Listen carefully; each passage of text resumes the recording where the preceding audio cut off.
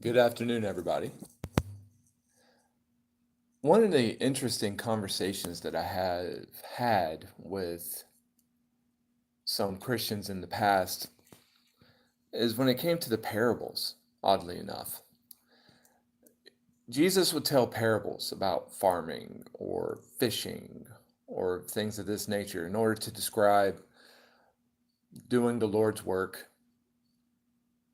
the kingdom of heaven, what happens next, and various other topics. And they struggled because they couldn't wrap their mind around what the parable was trying to tell them for a personal level. Now, I understood that because let's face it, some of us grew up around farms and doing that kind of work, but really, as time moves forward, how many of us are invested in farming? How many of us are invested or actually experienced spreading seed by hand? How many of us experience having to do commercial fishing with nets and having to sort fish and all that kind of stuff that Jesus was trying to tell us? And so I challenged him to rethink a little bit, to apply it to something that he does go with, because hopefully we're mature enough in the Lord to know that there's nothing holy about farming. It's just that Jesus used farming in order to prove his points because people were familiar with farming. People were familiar with taking handfuls of seed and just throwing it out to see what would land and what would plant and what would not.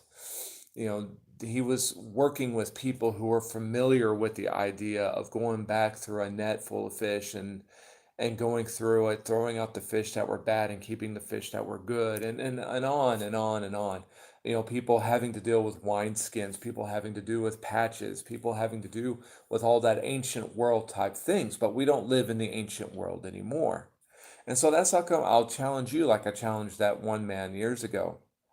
Move from farming and think of entrepreneurship. Think of business building. Think of seeking to build up some sort of organization for the Lord.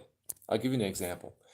Back when I was in high school, so this was mid to the late 90s, Mesquite Church of Christ sponsored a missionary who was working in China at the time. And at that particular time, China was against Christianity to the point of if he got caught being an evangelist or a missionary, then he could have wound up in prison.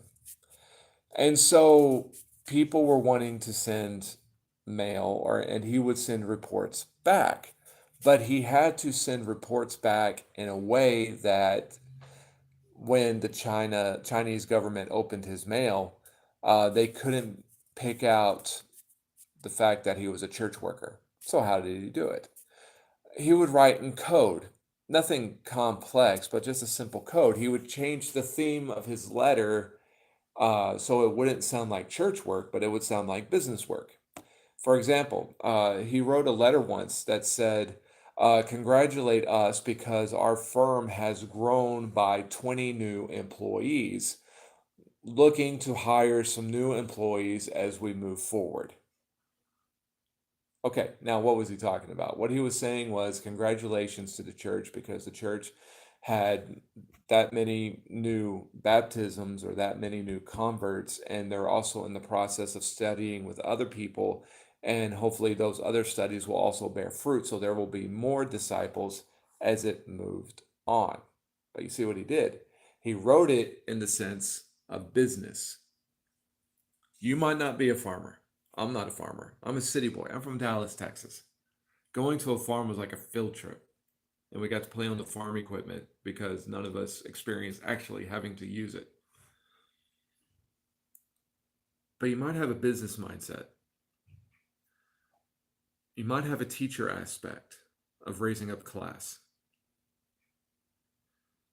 Take the parables of Jesus and apply it to how you think and how you work. You might not know the first thing about sowing seed, casting seed, or whatever, weeding out a field. But do you know how to build a business? Do you know how to recruit? Do you know how to teach and prepare people for the next phase of their life? It's all about team building. And that's something that North Mission really needs to embrace, team building.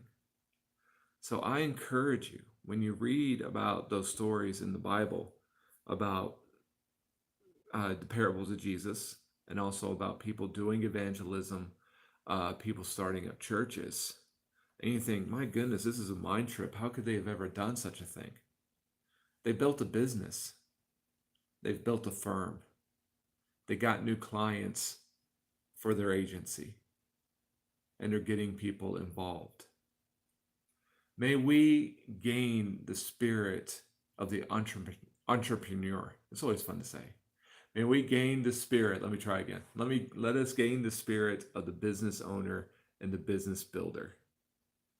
Going out there, recruiting and building. And let's see what kind of work for the Lord we can actually do.